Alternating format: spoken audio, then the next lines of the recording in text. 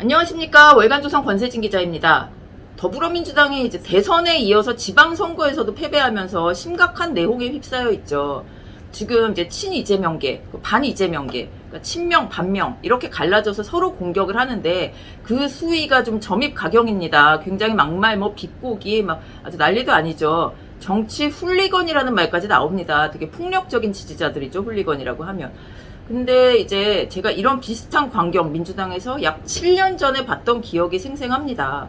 그러니까 새정치민주연합에 문재인 대표가 있었던 시점이죠. 2014년, 15년. 지금 이 더불어민주당에서 친명, 반명 이렇게 싸우는 이유 딱 한 가지입니다. 오는 8월 전당대회에서 2년 임기의 당대표를 뽑는데요. 임기가 2년이니까 다음 이제 2년 후 총선, 4월에 총선하니까 그 전에 공천권을 이제 휘두를 수가 있게 됩니다. 이 대표라는 직책을 이재명 의원이 가져가느냐 마느냐 이것 때문에 싸우는 거죠. 친명계는 어떻게든 이재명 의원을 대표로 만들려고 할 것이고 반명계는 이재명 의원이 못 나오게 하던가 당대표 선거에 아니면 나와도 패배하도록 해야 됩니다. 안 그러면은 이제 어떻게 공천 학살이니 뭐니 어떻게 될지 모르는 일이니까요. 이제 민주당계 정당이라는 데가 워낙 많은 계파가 섞여 있는 곳이다 보니 계파 싸움은 어제 오늘 일은 아닙니다. 항상 쭉 있어 왔는데 이번에는 좀 심각해 보입니다. 이유가 있는데요. 더불어민주당 이 지금 정당이 2015년 말 출범 후에 이 정도로 심각한 내홍을 보인 적이 아직 없습니다. 내홍이라는 게 사실 별로 없었어요. 그러니까 그야말로 한 7년 동안 꽃길을 걸어왔습니다. 이 새정치민주연합이 이제 안철수 국민의당 여기가 싹 빠져나가고 2015년 말에 더불어민주당으로 이름을 바꿨는데요. 이후 이제 선거 기록을 보면 아주 승승장구입니다. 2016년 총선에서 이제 저 국민의당이 다 빠져나갔음에도 불구하고 원내 제1당을 차지했습니다. 2017년 대선 문재인 대통령 승리했죠. 2018년 전국 지방선거 완승했습니다. 완전히 다 이겼습니다. 서울에서 한 개 빼고 다 구청장 다 이기고요. 그리고 2020년 총선도 완승입니다. 위성정당까지 180석이 넘어서 개헌도 할 수 있는 지경이 됐죠. 그러니까 5년 동안 전국 단위 선거에서 민주당이 진 적이 없습니다. 말하자면 곳간이 꽉 차 있는데 큰 싸움이 날 리가 없었던 겁니다. 근데 이제 상황이 바뀌었습니다. 작년에 이제 서울시장, 부산시장 보궐선거에서 좀 기울기 시작하더니 이제 올해 3월 대선, 올해 6월 지방선거 내리 패배를 했습니다. 그러니까 이제 싸움이 날 만한 시점이 된 거죠. 그러니 이제 어느 계파든지 이번 전당대회에서 당권을 잡아야 2년 후 총선에서 주도권을 가져갈 수 있기 때문에 지금은 정말 양보할 수 없는 이제 싸움이 일어날 시점이 된 겁니다. 그러니까 지금 상황에서 지금 대선 끝나고 이제 이재명 의원 국회의원 됐죠. 이런 상황에서 전당대회를 딱 하면 대선에서 이제 이재명 후보 한 지지율 50% 가까이 받았고 당내 세력 7인회부터 해서 친명계 딱 남아 있고 국회의원까지 된 이 이재명 의원이 사실 유리한 건 사실입니다. 그리고 대선 경선의 가장 큰 경쟁자였던 이낙연 전 총리 지금 미국 연수가 있죠. 그리고 친문계에서는 지금 누가 전해철 의원 얘기도 있고 이제 홍영표 의원 얘기도 있는데 이재명 의원을 따라잡을 만한 인기나 팬덤이나 이런 당권 주자는 아직 조금 보이지 않습니다. 그러니까 이대로 당대표 선거 치르면 이재명 의원이 당선될 가능성이 굉장히 높다는 겁니다.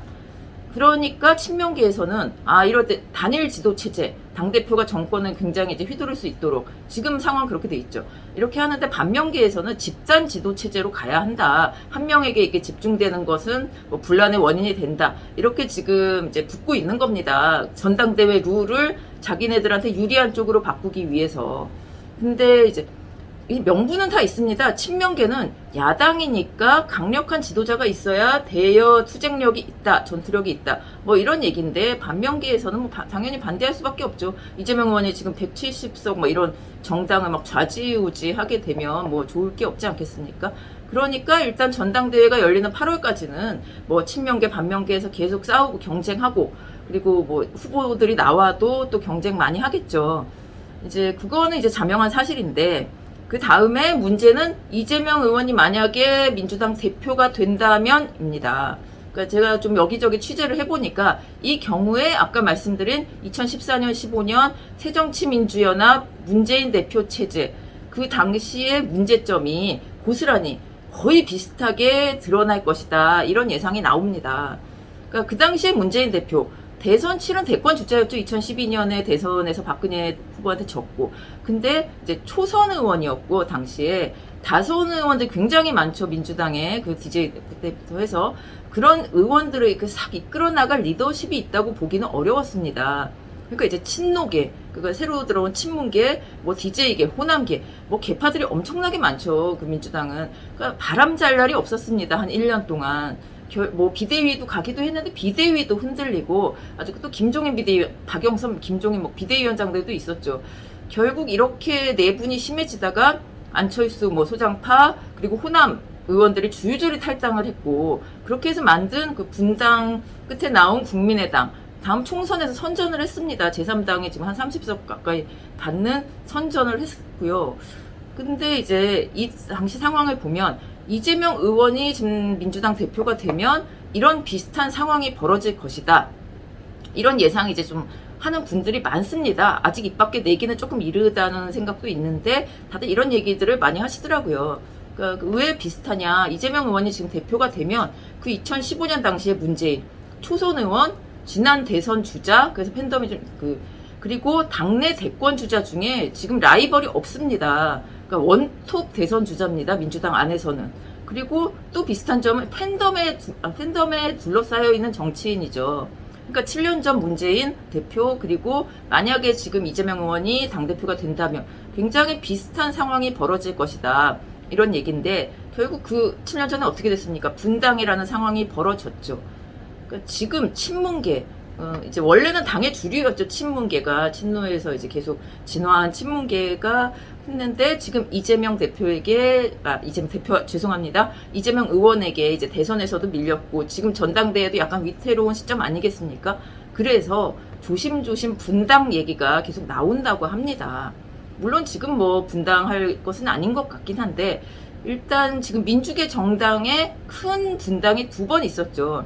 2003년 열린우리당이 민주당에서 나갔고, 2015년에 국민의당이 새정치민주연합에서 나갔습니다.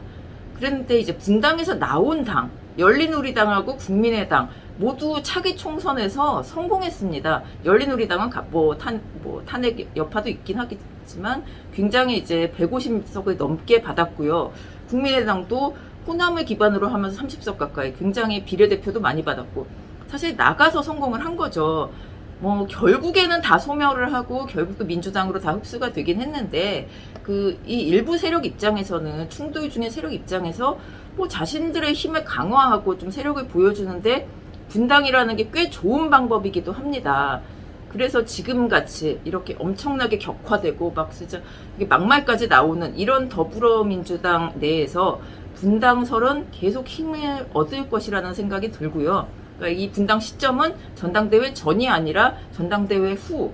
그러니까 만약에 이재명 의원이 지금 아직 나온다 안 나온다 얘기도 없는데, 지금 막 국회에 들어갔으니까 그런 말 할 때는 아니죠. 뭐 나오는 게 거의 기정사실화된 것으로 보이고요. 만약에 그분이 지금 룰 변동 없이 바로 이제 대표가 된다면 상당히 분당의 가능성은 커지게 되겠죠. 그동안 이제 더불어민주당 5년 동안 이제 오만과 독선, 그리고 내로남불, 뭐 이런 여러 가지, 그리고 정권 실패, 2번의 선거에서 국민의 심판을 받지 않았습니까? 올해 들어서. 이 더불어민주당 이제 다시 화합을 하고 앞으로 나갈 수 있을지 아니면 갈라질지 좀 지켜볼 만한 것 같습니다. 오늘 이야기 여기까지입니다. 감사합니다.